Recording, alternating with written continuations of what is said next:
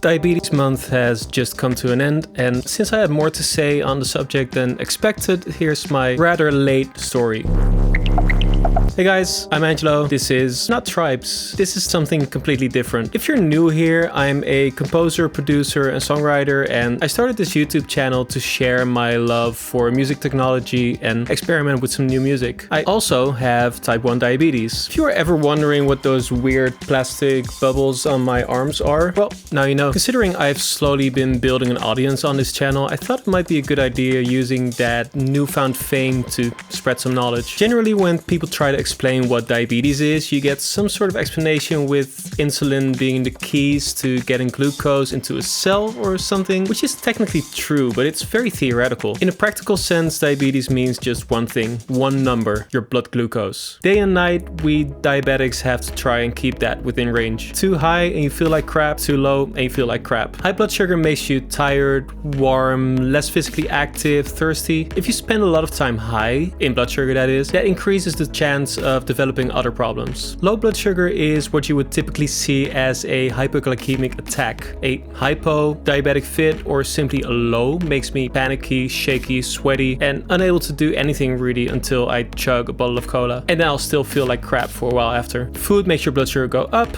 insulin makes it go down. That seems simple enough, but there's a lot of other factors that influence it. Stress or adrenaline raise my blood sugar significantly. Working out, walking, or biking lower mine by a lot. The difficult side is that not all of these factors are quantifiable. When it comes to food, you can put a number to the macronutrients you eat, but when you're nervous, there's really no direct relationship between X amount of nerves and Y amount of blood glucose points. All of these factors are different from person to person, and they change all the time. You're constantly trying to hit a moving target with minimal information. Diabetics are at higher risk to heart disease, nerve damage, kidney damage, eye problems. And we're also at higher risk to other autoimmune diseases like thyroid disease, celiac, vitiligo. I'm also at higher risk of death if I get COVID. Matter of fact, a study recently came out that we live on average 11 years shorter than people without diabetes. There's another important subject in diabetes and chronic illness in general, and that's the mental health aspect. Fluctuating blood sugars have a very direct effect on energy levels and mood, but there's way more sides to it. The mere idea of having a condition that is currently not curable, the guilt you can feel when you didn't manage to keep your blood sugars in range, the fear of a hypoglycemic attack at the wrong moment like while driving, or the fear of complications. For some people, having to inject themselves or prick their fingers to test blood sugar can be a source of anxiety, but mostly always having that nagging voice in the back of your head taking up mental space and energy. Go for a walk, better eat a cookie first to prevent a low. Out to dinner, better search Google for an indication of macronutrients. Gonna work out, better set my pump to give less insulin an hour beforehand and make sure to remember to turn it back on after. You feel tired, nauseous, or otherwise off? Gotta check if my current or past blood sugar is to blame before I check if it's anything else. I was in my third year of conservatory when I found out that I have diabetes. Luckily, I was able to take an extra year for school, but both student life and a musician's life are not a great match for chronic illness. Rather, diabetes thrives most on consistency. If you eat a similar breakfast at a similar time every day, it's easy to spot when sensitivity changes. If you have to play a show on the other side of the country until 2 a.m. when you usually sleep,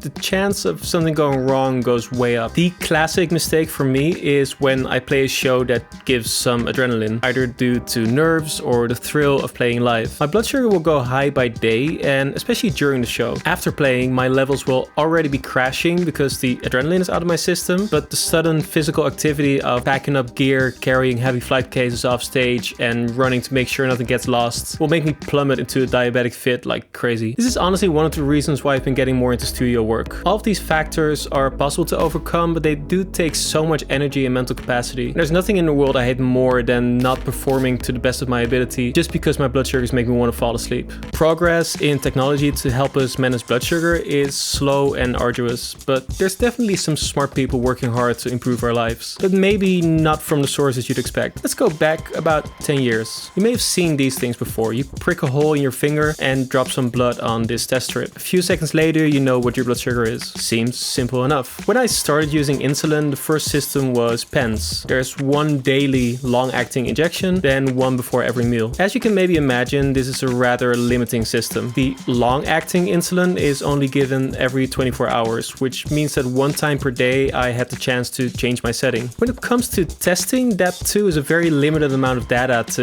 act on. Whilst it might be great to know that at any point my blood sugar is at a good level, there's much to be wished for. Is my blood sugar rising or falling? Is it rising or falling fast or slow? And of course, is this measurement even correct? Maybe there's some insulin or sugar on my finger, some error or something else messing up my reading. And you only know what your current status is whenever you actively choose and remember to do a finger prick. About half a year after my diagnosis, I switched. I found out about the existence of continuous glucose monitoring. A sensor is inserted into the abdomen, which measures blood sugar every 5 minutes and sends it to a reader. These things were and still are prohibitively expensive. They're only covered by insurance for some people, which I think means the pharmaceutical companies can charge pretty high amounts. But if you have your diabetes under control too well, insurance doesn't cover it. You have to pay for it yourself. I was lucky that I could afford the system with some parental help. I was still a student at that point and was about to go on to do my master's. One of the great things about continuous measurement is that you can see trends. If my blood sugar is okay now, but I crashed from a high to this level in the past half hour, I should probably prepare to prevent or treat a low. At the same time, I transitioned to using an insulin pump. A pump gives off insulin continuously, and again, you give yourself another shot whenever you eat something. My particular model also showed blood glucose data from the sensor, so I could very fast react to any changes. You might think, if you have a device measuring blood sugar and another one giving off insulin, surely those systems could talk to each other, make the whole system automatic. That's where it gets interesting. Fast forward a few years to 2019. I was overdue choosing a new pump system, but I was waiting on smarter devices to enter the market. Then I made the grave mistake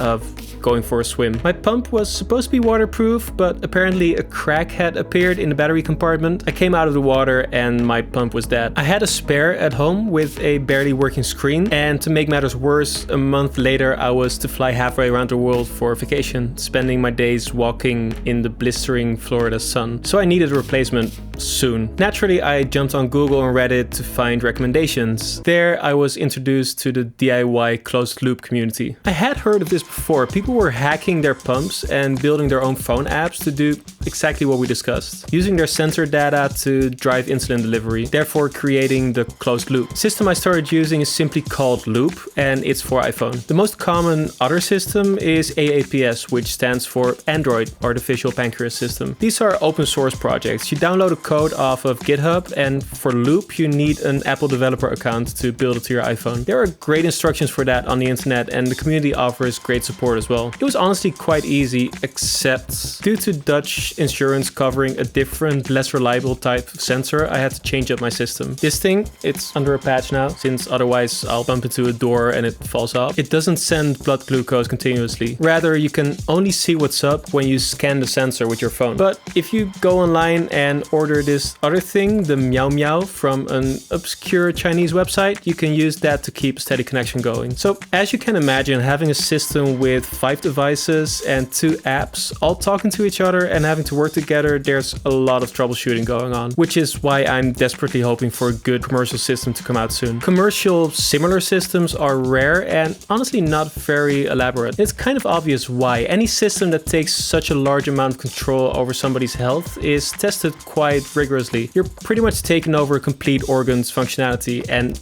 if something goes wrong, you could die. The downside to that though is that it takes a long time for improvements to be made. That's why this DIY community has the edge. Anyone with enough programming experience can improve upon the system and share their work as open source code. One thing that honestly hits me in the guts is the sheer amount of people working hard to build and improve these systems for their children. There are open source projects for parents to follow blood sugar from a distance and even control their pump. I was lucky that I was 21 when I got diagnosed. I didn't go through puberty with this illness, I didn't have a fear of needles, and I already knew how to hold a drink. And still, it's not exactly easy. I sincerely hope for a good commercial system to come out in the near future, maybe even as a port of a current DIY thing. And I wish the legal status of DIY closed loops will stay okay. I've heard some stories of developers quitting the project because of possible laws against it. For now, I hope you've learned something, and if there's anything else, I'll be hanging out in the comment section. If you're into music technology, give the channel a follow, and I will see you in the next video.